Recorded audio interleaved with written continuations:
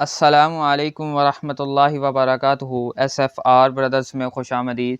ناظرین، ہماری آج کے ویڈیو کا موضوع حضرت عمار رضی اللہ تعالیٰ عنہ اور ان کے والدین رضی اللہ تعالیٰ عنہم کا ذکر ہے۔ ناظرین، حضرت عمار رضی اللہ تعالیٰ عنہ اور ان کے ماں باپ کو بھی سخت سے سخت تکلیفیں پہنچائی گئیں۔ مکہ کی سخت گرم اور ریتلی زمین میں ان کو عذاب دیا جاتا اور حضور اقدس صلی اللہ علیہ وآلہ وسلم کا اس طرف گزر ہوتا تو صبر کی تلقین فرماتے اور جنت کی بشارت فرماتے۔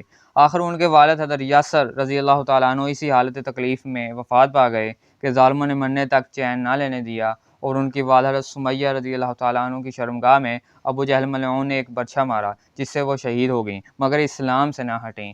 حالانکہ بوڑھی تھیں، ضعیف تھیں، مگر اس بد نصیب نے کسی چیز کا بھی خیال نہیں کیا۔ اسلام میں سب سے پہلے شہادت ان کی ہے، اور اسلام میں سب سے پہلی مسجد حضرت عمار رضی اللہ تعالیٰ عنہ کی بنائی ہوئی ہے۔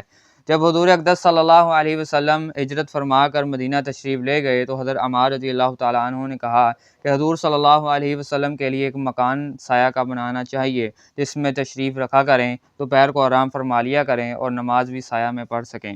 تو قباء میں حضرت عمار رضی اللہ تعالیٰ عنہ نے اول پتھر جمع کیے اور پھر مسجد بنائی۔ لڑائی میں نہایت جوش سے شریک ہوتے تھے۔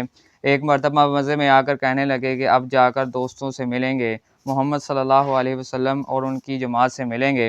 اتنے میں پیاس لگی اور پانی کسی سے مانگا۔ اس نے دودھ سامنے کیا، اس کو پیا اور پی کر کہنے لگے کہ میں نے حضور صلی اللہ علیہ وسلم سے سنا کہ تو دنیا میں سب سے آخری چیز دودھ پیے گا۔ اس کے بعد شہید ہو گئے۔ اس وقت 94 برس کی عمر تھی، بعد نے ایک آدھ سال کم بتلائی ہے۔